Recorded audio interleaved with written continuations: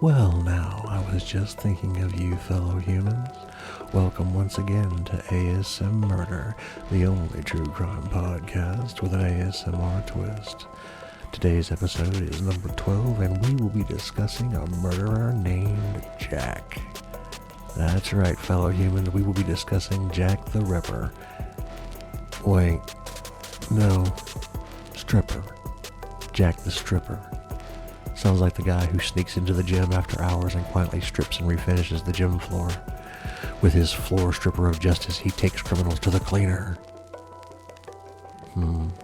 Maybe not. Maybe Jack the Stripper is an undercover male exotic dancer. By day, a mild-mannered custodian, but at night it all comes off. Probably not. No, today, fellow humans, we will be talking about the killer named Jack the Stripper. Yes, you heard right. It's not the culprit of many murders committed in London 2 centuries ago. In fact, these crimes happened in the mid-60s. Strange name, huh? Like I said, it sounds like an unlikely superhero, but worry not. It'll make sense in a bit. So, pack your bags, fellow humans, because we are taking a flight across the pond to jolly old England. Content warning.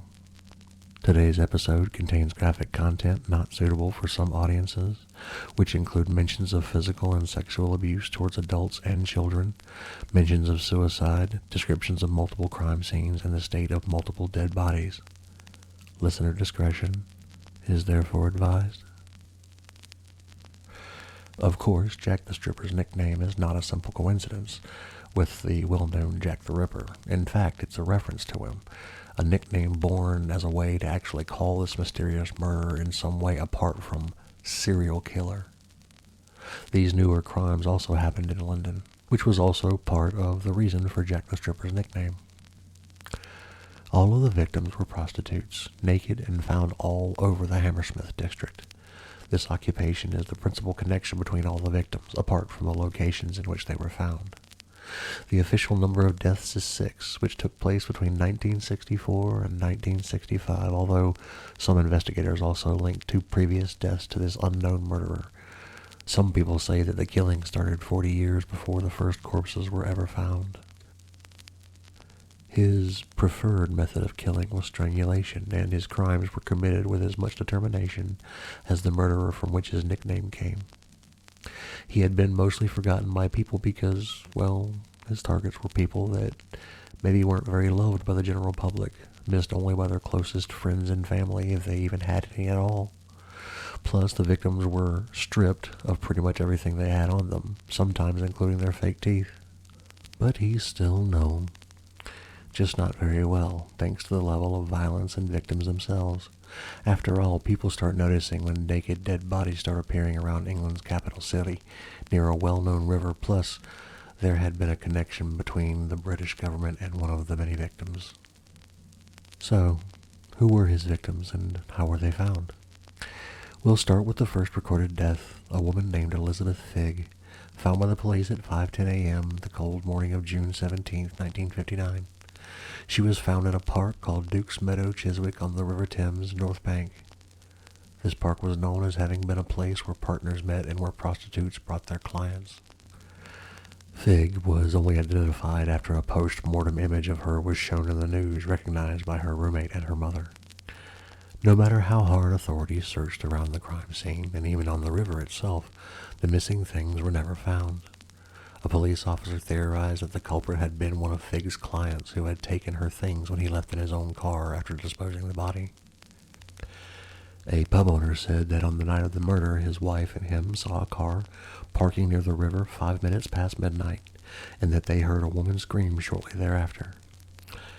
Now, let's take it to November 8th, 1963. Gwyneth Reese was found dead in a landfill near Townmead Road in the Mortlake neighborhood. This place was 37 meters away from the Thames towpath and about 1.6 kilometers away from Duke's Meadows. She was completely naked except for a short sock, and she had been decapitated by a shovel that the workers of the landfill used to level the trash. The third victim was Hannah Tailford.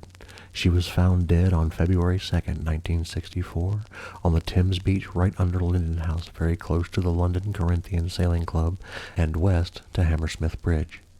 She had been strangled and had many missing teeth.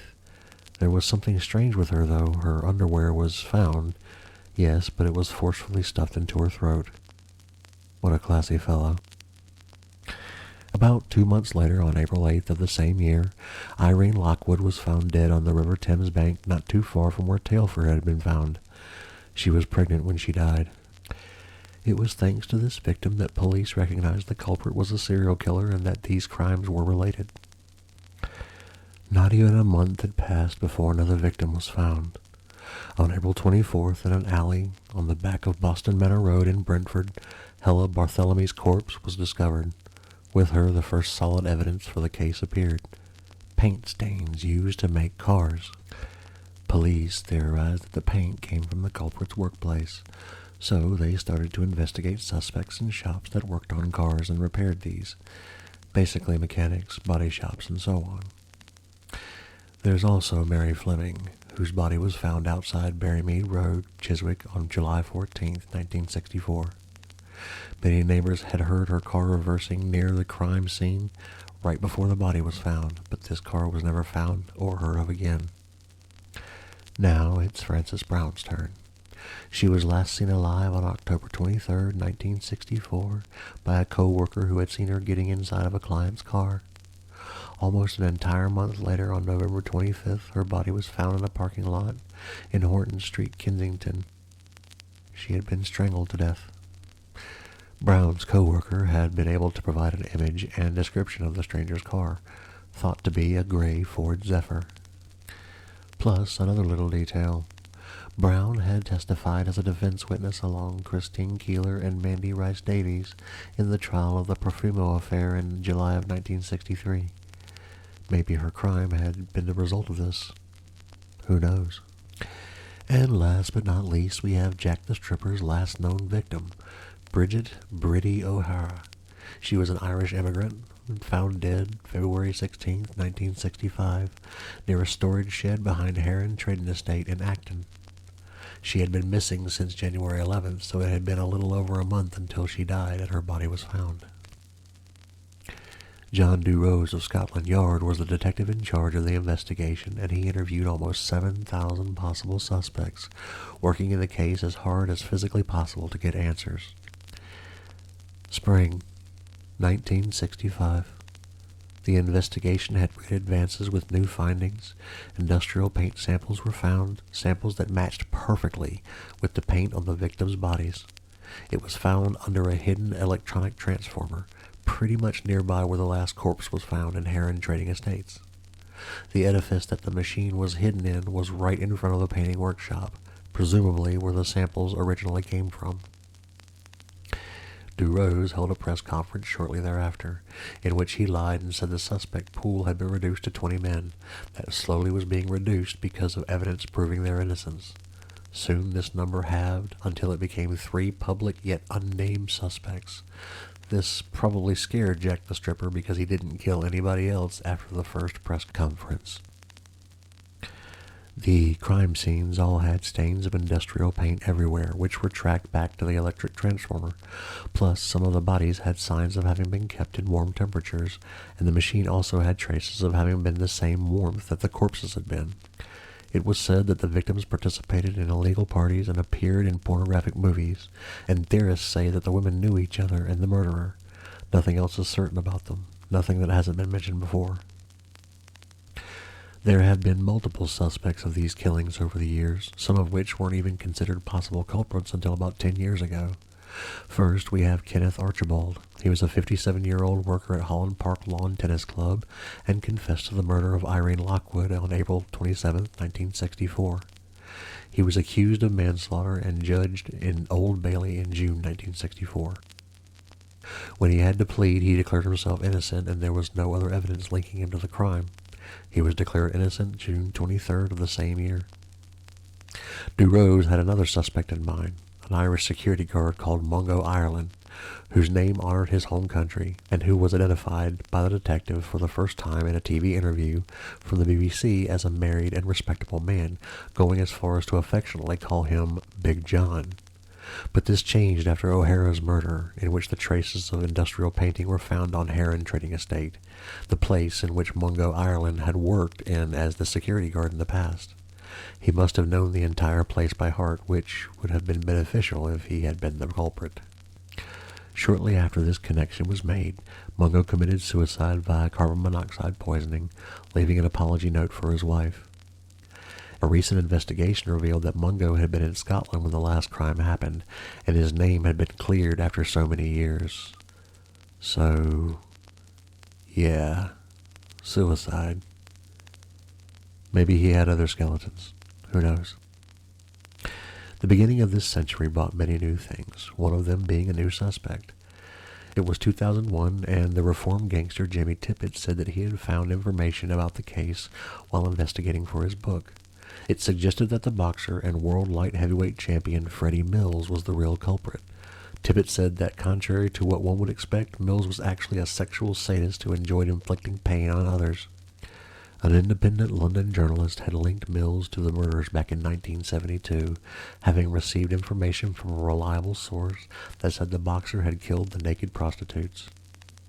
Mills's dead body was found in his own car July 1965, and the cause seemed to have been suicide.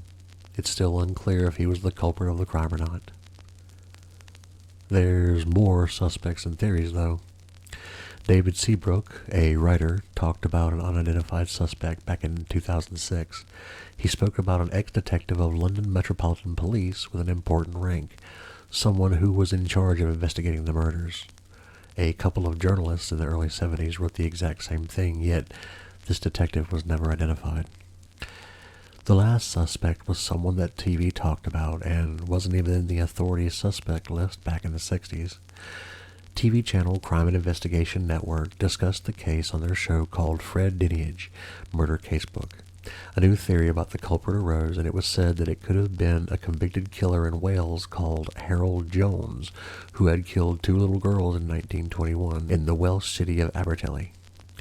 His first victim had been Frida Burnell, who was killed brutally and even raped, but all evidence against Jones was circumstantial, so he had to be released and was not charged of anything at all. However, shortly after he got his freedom, he lured young Flory Little to his home. He had been extremely physical and sexually violent with the little girl, and hid her body in the attic. This time it was obvious that the murders were premeditated, and he wasn't declared innocent this time. As he had been 15 years old back when he had committed the crime, he couldn't be sentenced with the death penalty and was instead sentenced to life imprisonment. If he had committed the crimes a couple of months later after his 16th birthday, he would have been hanged for sure. First, he was in Usk jail, and then in London's Wandsworth prison, where he spent a lot of time before he tried to find a way to be freed.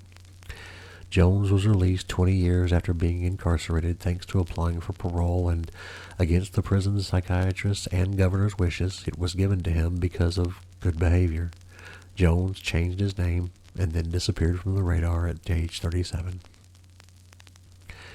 Jones settled in London in 1947, specifically living in Fulham. All murders had similar characteristics to his first crimes, as they had extreme physical violence signs, yet no signs of sexual abuse. Yet police never considered him a suspect because many records were badly kept, barely checked by the authorities, so there was no real way of knowing the truth. Let's jump to a more recent year, to 2011, back when the tornado super outbreak of said year happened. Neil Millikins was a writer, published a book that talked about this case. He concluded that Jones was the real culprit of these crimes. He had tracked the suspected murderer's movement, saying that Jones had appeared in Fulham in the late 40s under the name of Harry Stevens, and stayed in Hestercombe Avenue until 1962. Then he disappeared once again, and Millikins found out that Jones's whereabouts were unknown between 1962 and 1965, 3 years in which multiple prostitutes had been killed in the western part of London. In the end, nothing could be proven. Jones had died in 1971, almost 40 years before this theory was even told to the public. It is highly possible that this case will never be solved. After all, the culprit had been careful with picking their victims, hiding their identity, and clues that might lead to it for over 50 years. They might not even be alive nowadays, as there's suspicion that the crime started long ago and they were marked as the act of a serial killer. Well, fellow humans, a wise man once said, when you come to the last page of the book, close the book. Why, Gru, you sexy hunk of baloney butter, I hear you say. We've scarcely begun, and now it's over. I am afraid so, fellow humans. We have come to the end of yet another episode, and it is here I must part ways with you. As usual, I just want to say that it was a privilege and a pleasure to have spent my time with you today. My day is made brighter because of it. That was episode 12 of ASMuRder. I drop new episodes each Monday, more or less faithfully. If you want to catch up on any episodes you missed, or you just want to hear more of me in general, you can go to my website, murderpod.net. That's MURDERPOD.net. You can also find my podcasts on Spotify, iTunes, Google Podcasts, and Stitcher. I'll leave links in the description. If you enjoy what you hear, a positive review or a few stars here and there go a long way. I'd also love to hear your thoughts, as I'm constantly trying to improve. I'm also working on getting these episodes on YouTube in case that's how you get your podcast fix. So, until next time, please be kind to yourselves and be good to each other. Take care.